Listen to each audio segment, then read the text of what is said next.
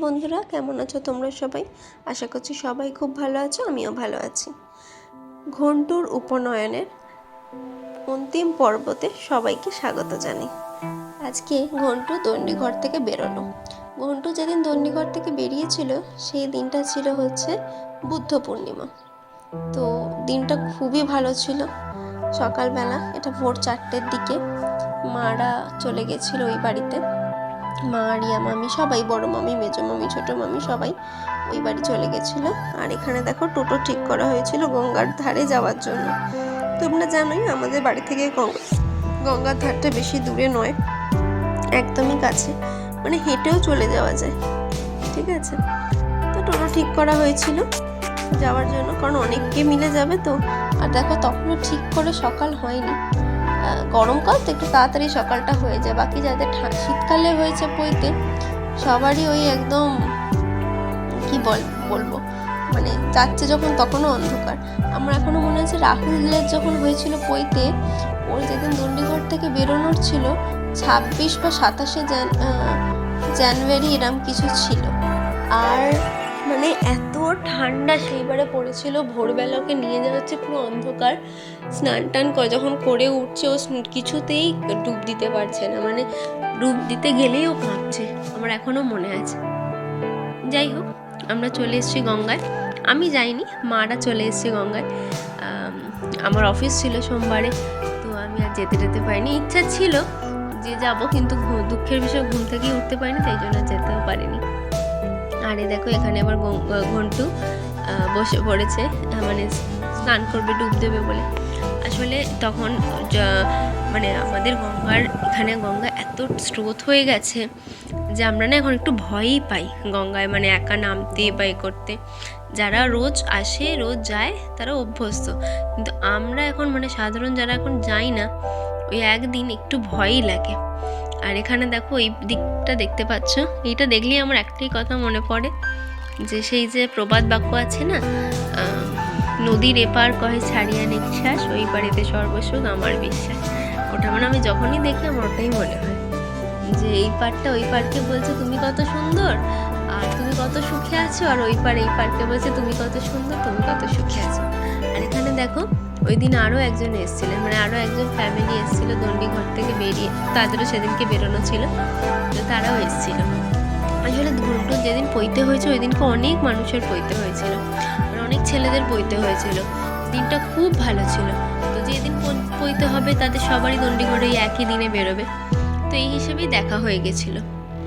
এবারে ঘন্টু স্নান টান হয়ে গেছে, স্নান টান করে তোমার মানে জামা কাপড়, রাজবেশ, আবার যে রাজবেশ পরানো ছিল সেই রাজবেশ পরিয়ে এখন ওকে বরণ করা হচ্ছে।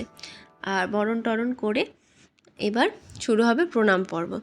মানে যখন গঙ্গা থেকে ফিরে আসার পথে অনেক মন্দির আছে, তো যেহেতু এখন নতুন সবে পইতে হয়েছে, আর পইতে হয়েছে বলে না, শুভ কাজ সবে হলো, তো সেই জন্য এটাই আমরা সবসময় বিশ্বাস করি না, শুভ কাজের পরে ভগবানের কাছে দর্শন করে, ভগবানকে দর্শন করে ভগবানের কাছে মাথা নত করে আশীর্বাদ নেওয়াটাই সবসময় ভালো। তাতে সমস্ত কিছুতেই উন্নতি হয় এবং সব কিছু ভালোও থাকে। সেই হিসেবেই এটা একদম মানে প্রথম, মানে গঙ্গা থেকে উঠেই এটাই প্রথম মন্দির, তো সেই জন্য ওইখানেই আগে ঘন্টু গেছিলো। তারপরে দেখো এখানে সব টোটো যেমন এসছে, যেমন করে এবার যাওয়ার পালা ঘরে। পুরো একদম ব্যাটালিয়ান ফৌজ বলবো না, এটা মহিলা দল, একদম সবাই মিলে রেডি হয়ে গেছে এবার বাড়ি ফিরবে বলে। সবার চোখে একটু ঢুলু ভাব, একটু ঘুম ব্যাপার, কারণ সব ভোরবেলা উঠেছে তো, যা হয় আর কি। আর ভোরবেলা উঠে আর যা গরম পড়েছে, ভোরবেলা উঠে যেতে হলে, সে ভোরবেলা উঠে মানে যেখানেই যাও না কেন, মানে গরম যেমন তেমন যদি হাফ ঘুম হয় তাহলে ঘুম একটু ভাব থাকবে। যেমন ঘন্টু আমাকে বলছিল যেদিন ওর পইতে ছিল সেদিন কত 4টেতে উঠতে, ও নাকি 3টের সময় উঠে বসে আছে। তুই উঠলি কেন? তারপরে তোর ঘুম হয়নি? তারপর আর একটুই ঘুমায়নি। মানে এরম নয় যে ঘুমানো যায় না, কিন্তু ঘুমানো হয় না, এরা আমি দেখেছি, মানে আমি এগুলো বিয়ের ক্ষেত্রেও দেখেছি যে আর কেউ ঘুমাতে পারে না। যাই হোক, গঙ্গার ওখানে সমস্ত প্রণাম সেরে এবার সবাই বাড়ির দিকে ফিরেছে। এটা দেখো আমাদের শীতলা তলা, তোমরা জানোই শীতলা মন্দির, তার আগের দিনে আমাদের শীতলা মন্দিরে পুজো হয়েছে। তো একদম এখনও পুরো ফুল টুল দিয়ে সাজানো। আর ওই দেখো দিক দিয়ে একটা বরের গাড়ি ঢুকছে, তো রাস্তা জ্যাম হয়ে গেছে। আর এই আমাদের হরিতলার ভিডিওটা তোলা হয়নি। তো এই ছিল সকালের পর্ব, এবার দেখতে থাকো তোমরা বিকেলের পর্ব। সকালে তোমরা দেখেছো ঘন্টুর আজকে দণ্ডিঘর থেকে বেরিয়ে পড়েছে। আজকে আমরা সন্ধ্যেবেলা আছি পাউরিতে, আজকে সন্ধ্যেবেলা পার্টি। এসব আমি রেডি, আমার মাও রেডি। আমার ইচ্ছা ছিল না শাড়ি পরার, আমি ভেবেছিলাম যে গাউন পরবো, কিন্তু আমাকে সবাই বলেছে শাড়ি পরতে হবে, সেজন্য আমি শাড়ি পরছি। এবার যারা বলেছে তারা যদি শাড়ি না পরে সবাইকে আমি ধরবো না, আমার মামিরা তো শাড়ি পরবে, স্বাভাবিক ব্যাপার। সৈতি এসে গেছে, আর সৈতির দিকে রেডি হচ্ছে।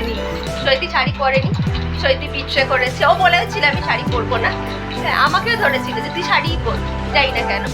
যাই হোক চলো এবার আমরা ওই বাড়ি যাই, কারণ হচ্ছে সবাই গান ফান শুরু হয়ে গেছে, নাচানাচিও হচ্ছে।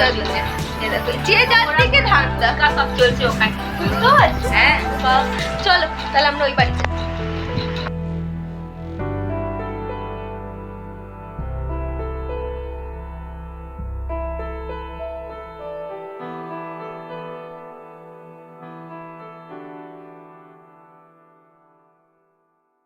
অনুষ্ঠানটা হচ্ছিল, মানে আজকে তো আর কিছু না, আজকে সবাই আসবে, খাওয়া দাওয়া, গিফট নেওয়া নি, এই সব কিছু। আজকে আর কিছুই না, সন্ধেবেলা মজা। আজকে সন্ধেবেলাটা হচ্ছে মজার।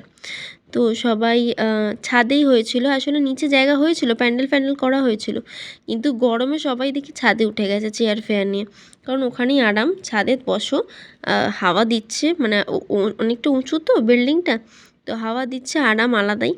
তো এখানে তো এখনও সবাই আসেনি, আমার অনেক মাসিরা এসছে, অনেকে আসেনি, অনেক মামারাও এসেছিলো তখনও, আবার অনেকে আসেনি, মানে সবাই তখন শুরু হচ্ছে। আসলে সবাই সবারই অফিস নয়তো পড়া, টিউশন, সমস্ত কিছু। স্কুলটা এখন অত অসুবিধা নেই, কারণ স্কুলে ছুটি পড়ে গেছে বা কলেজেও ছুটি পড়ে গেছিলো, কিন্তু টিউশন তো আছে।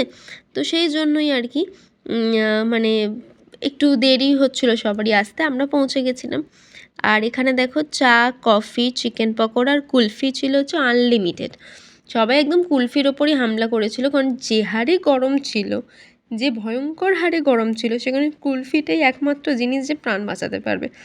আমার মনে হয় আমি পুরো পৈতের মধ্যে একজন মানুষ যে একটা ফোঁটা, একটা দানাও কুলফি খাইনি। আমার জানি না কেন মনে হচ্ছিলো যে আমি কুলফি যদি খাই, কুলফি খেলে প্রচণ্ড পরিমাণে কুলফিটা পেটটা ভার করে দেবে, কারণ ওর মধ্যে বাদাম টাদাম দুধ সব আছে। আর এই দেখেছো মিষ্টি রানীকে, এটা হচ্ছে মিষ্টি পার্ট 2 বা মিষ্টির ছোটো পার্ট। মিষ্টি দুটো আছে, একজন হচ্ছে বড়, একজন হচ্ছে ছোট, এটা হচ্ছে ছোটোজন। আর সবাই আমায় বলছিল, মানে যা হয় আর কি, যেহেতু আমি বড় মেয়ে সেই জন্য, যে এই তো ঘন্টুর পৈতেটা হয়ে গেলে এইবারে কিন্তু কি হবে, এইবারে হচ্ছে যে মানে আমার বিয়ে। সবাই এই কথাই বলছিল যে এবার তো তুই এত শাড়ি টাড়ি পরেছিস, তোকে এত সুন্দর লাগছে, তোর এবার বিয়ে। আর আমরা কিছু শুনতে চাই না। তো আমি বললাম ঠিক আছে, দেখা যাক, আশা করছি এবারে করেই নেব। তোমরা কি বলছো বলো? হাসি পাচ্ছে আমার, এটা করতে গিয়ে হাসি পাচ্ছে, লজ্জাও লাগছে, কিন্তু দেখা যাক, এবার হয়তো সেটেল করতে হবে। তো চলো আমি আর বক করবো না, তোমরা দেখতে থাকো, কারণ এরপরে প্রচুর মজা হয়েছিল, প্রচুর আনন্দ হয়েছে, প্রচুর নাচানাচি, খাওয়া দাওয়া সব হয়েছিল। আর বলে রাখি, খাওয়া দাওয়ার মেনুটা আমি তোমাদেরকে বলে রাখি, সেটা হচ্ছে আছেও মেনু দেখানো, সেটা হচ্ছে কচুরি, চানা মশলা, তারপর হচ্ছে fish finger, pulao, salad, chicken কষা, চাটনি, পাঁপড়, মিষ্টি, হাজমোলা, মানে মিষ্টির মধ্যে ছিল রসগোল্লা, সন্দেশ, হাজমোলা, আর কুলফিটা তো তোমরা দেখলে। খুব ভালো রান্না ছিল, প্রত্যেকটা রান্না অপূর্ব ছিল। আর আমরা প্রচুর আনন্দ করেছি, আমার প্রত্যেক দিদা, দাদু, মামি, মামা, মাসি, মেসো, ভাই, বোন, দিদি, মানে দাদা, প্রত্যেককে ভীষণ সুন্দর লাগছিল। আর মানে এটাই বলার আছে। চলো এবার তোমরা দেখতে থাকো নাচানাচি সমস্ত কিছু।